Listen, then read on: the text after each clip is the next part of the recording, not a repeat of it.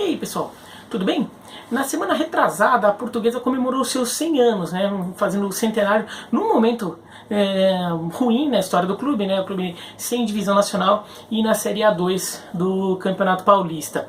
E eu ia fazer um vídeo ali pro centenário da Portuguesa e eu não tinha feito ainda, né, faz quase 2 semanas que isso aconteceu e não tinha feito nenhum, porque eu estava conversando para fazer uma entrevista com o presidente Antônio Carlos Castanheira para o meu blog no espn.com.br e virar um vídeo também com essa entrevista no canal da ESPN Brasil no YouTube. Esse vídeo, consegui fazer essa entrevista, nesta segunda-feira, o vídeo entrou nesta quarta-feira no ar. Ao final deste vídeo aqui em que estou falando, vai aparecer aqui um link pro vídeo no blog do canal da ESPN Brasil no YouTube. Pode ver a entrevista completa com o presidente Antônio Carlos Castanheira. Tá? Então eu queria fazer esse vídeo da Portuguesa depois de falar com ele, porque na verdade eu não vou falar da história da Portuguesa, esse tipo de coisa ali muita gente já sabe. Resolvi fazer um vídeo, na verdade, atualizando o primeiro vídeo que eu fiz sobre a Portuguesa. Um vídeo lá no primeiro semestre do ano passado, um dos primeiros vídeos que deu bastante ibope aqui no canal, ajudou bastante a ganhar muitos seguidores, inclusive, e obrigado a quem viu aquele vídeo e continua aqui comigo até agora, me aguentando, né, para dar uma atualização, porque naquele vídeo eu falava em soluções para a Portuguesa, coisas que eu imaginava e poderia fazer, e queria até deixar claro que aquele vídeo foi muito com base no cenário daquele momento. E acho legal fazer uma atualização, porque daquele momento para agora, muita coisa mudou. O cenário está mudando, ali muita coisa mudou e muita coisa ainda está mudando. E talvez hoje eu não concordo com o que eu disse naquele vídeo lá, mudei de opinião, porque os fatos mudaram, o cenário mudou, então hoje já começa a se ver um cenário diferente com outras possibilidades de soluções para a Portuguesa. A diretoria atual, que é uma diretoria que tem tido bastante apoio da torcida, a torcida tem gostado do que tem visto, e eu até vejo bons motivos para isso, está tentando botar um pouco a casa em ordem, sobretudo na questão dos processos. Uma coisa que complicava demais a vida da Portuguesa eram os processos, as dívidas, né, mas principalmente as dívidas trabalhistas, porque a Portuguesa fez um trabalho horroroso do ponto de vista jurídico, né, ao lidar com isso, né, simplesmente largou quando os jogadores não recebiam e queriam negociar a saída, alguma coisa assim, a Portuguesa falou, vai na justiça buscar seus direitos. Imagina o que os jogadores fizeram? Eles foram para a justiça. Então a Portuguesa acabou ficando com um monte de processo trabalhista e em vários desses processos a Portuguesa não chegou nem a enviar o seu advogado, né, para defender o seu lado. Então alguns processos correram à revelia com decisões que obviamente foram muito negativas para a Portuguesa, que deixaram a situação do clube bastante complicada, porque não só a dívida ficou grande, mas os termos para o pagamento dessa dívida foram termos muito ruins para o clube, que asfixiaram as fontes de renda do clube. E por isso que muito da crise da Portuguesa tem a ver com isso. Não é só o tamanho da dívida em si, porque tamanho de dívida, ali dívidas muito grandes que até soam impagáveis para os clubes, aí muito clube tem. Mas a Portuguesa entrou em dívidas em que as condições de pagamento eram surreais para o clube. Assim, o clube não tinha mais direito à bilheteria, o clube não tinha direito a várias fontes de renda que o clube tinha, elas eram imediatamente confiscadas pela Justiça do Trabalho, e a Portuguesa não tinha nem como ter uma fonte de renda, o que acabava até de alguma forma sendo ruim para o credor, porque se a Portuguesa não consegue pagar, ela também não consegue, se ela não consegue ter atividade, ela também não tem menos condição de pagar. Então a diretoria atual, o que ela tem feito é buscar uma renegociação dessa dívida, né, sobretudo dos termos para o pagamento dessa dívida, de forma que a Portuguesa continue pagando, mas ela passe a ter uma parte de sua receita também para conseguir melhorar. A ideia que eu acho que faz sentido, eu não tenho a proposta jurídica na mão, né? Teria que avaliar e tem que falar com os advogados dos credores para ver se eles concordam com esses termos. Mas a ideia é, se a Portuguesa tiver um pouquinho mais de condição econômica, um pouquinho mais de receita, a Portuguesa pode, por exemplo, voltar para a Série A1 do Campeonato Paulista. Voltando para a Série A1 do Campeonato Paulista, a Portuguesa passa a ter mais receita, e tendo mais receita ela passa a ter mais condições de pagar os seus credores do que ficar na situação atual, que era uma situação pré-falimentar.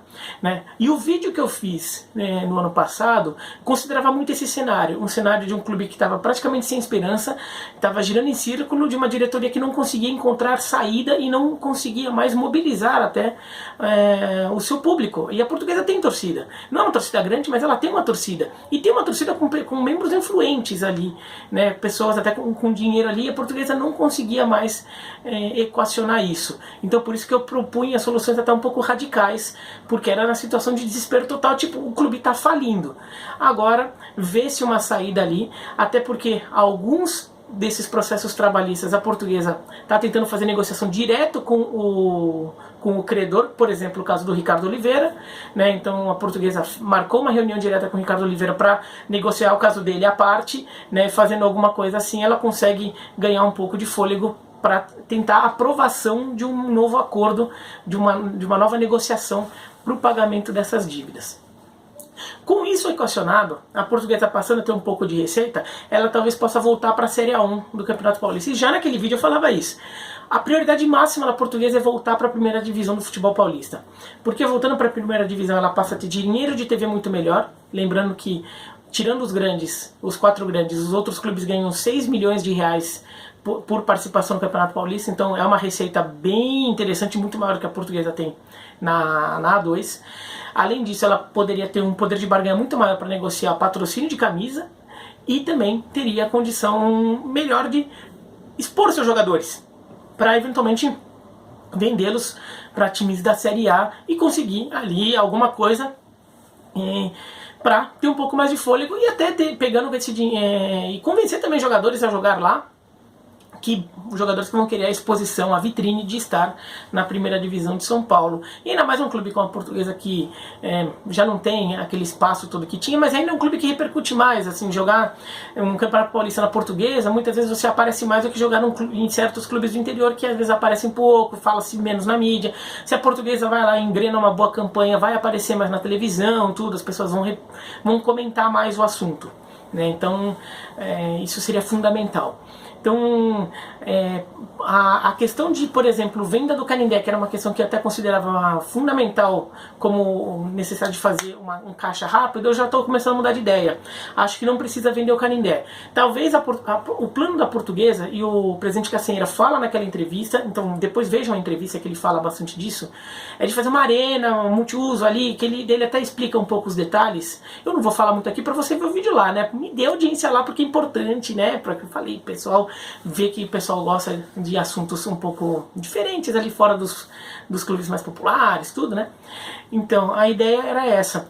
E eu até acho que seria interessante criar algum esquema que você modernizasse o Canindé, fazendo algum negócio ali que você, por exemplo, até cedesse parte daquele terreno para iniciativa privada, que exploraria o espaço imobiliário lá, que é um espaço imobiliário muito bom, porque fica na Marginal Tietê, é uma região perto de estação de metrô, então é uma região de acesso muito bom em São Paulo para diversas coisas que possa querer investir ali. Então o Portuguesa talvez tivesse que ceder uma parte e mais ter um Canindé novo ali no meio do pacote. Acho isso seria legal. A ideia da Portuguesa seria um estádio de 25 mil lugares. Eu admito que eu acho um número meio alto. Eu pensaria em 15, no máximo 20 mil lugares. Um estádio um pouquinho menor. Tá? Que ainda teria um apelo bom para a realização de shows, que seria um dos caminhos ali, mas estaria mais dentro da realidade do público que a Portuguesa pode receber.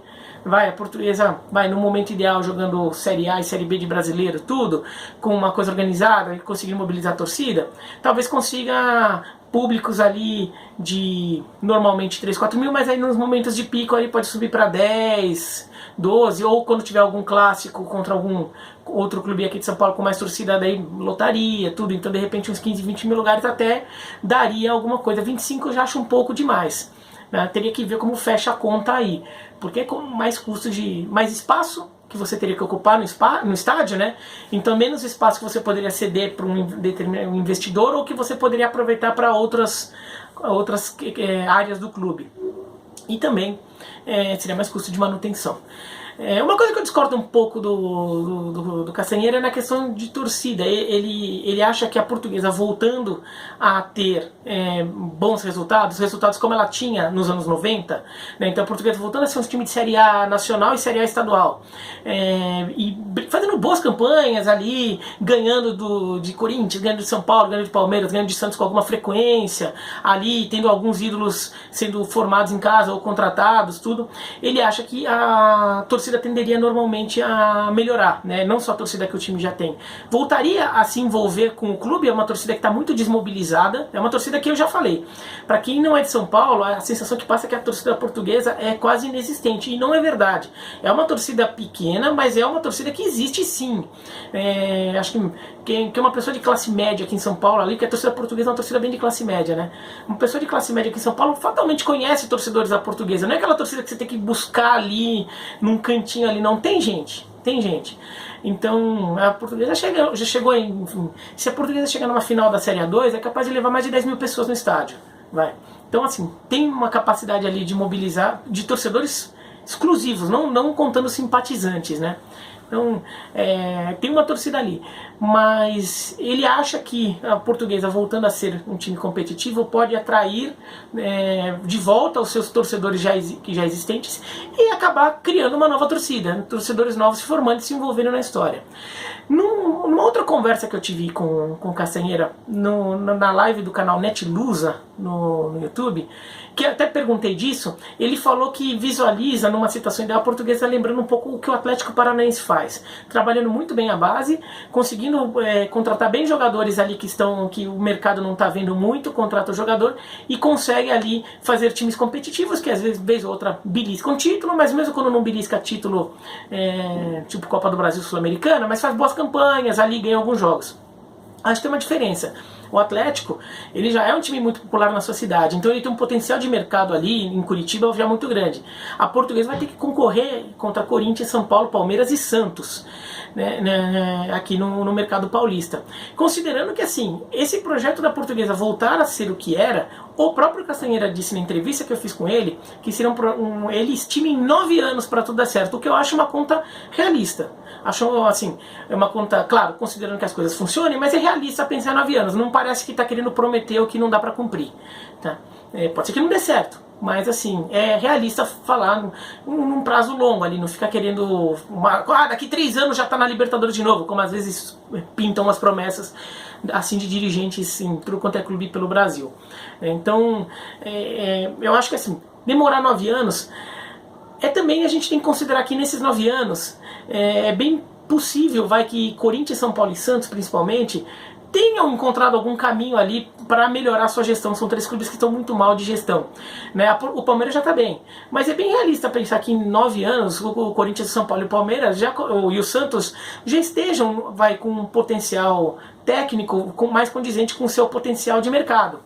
Então, para a Portuguesa ficar brigando com esses clubes dentro da mesma cidade é muito mais difícil que para o Atlético Paranaense, que tem uma torcida muito forte, tem um nicho forte na sua cidade, né? Então, por isso ele até consegue algumas coisas. Por exemplo, na hora de buscar jogador da base, a Portuguesa vai ter que buscar jogadores da base no mesmo espaço que já tem o olheiro do Corinthians, do São Paulo, do Santos, do Palmeiras e de vários outros, até clubes até do interior que trabalham bem categoria de base, de empresários que ficam muito aqui de olho em São Paulo. O Atlético tem esse problema também, mas ele já fica num espaço em que, em algum determinado lugar, ele comanda um pouco mais.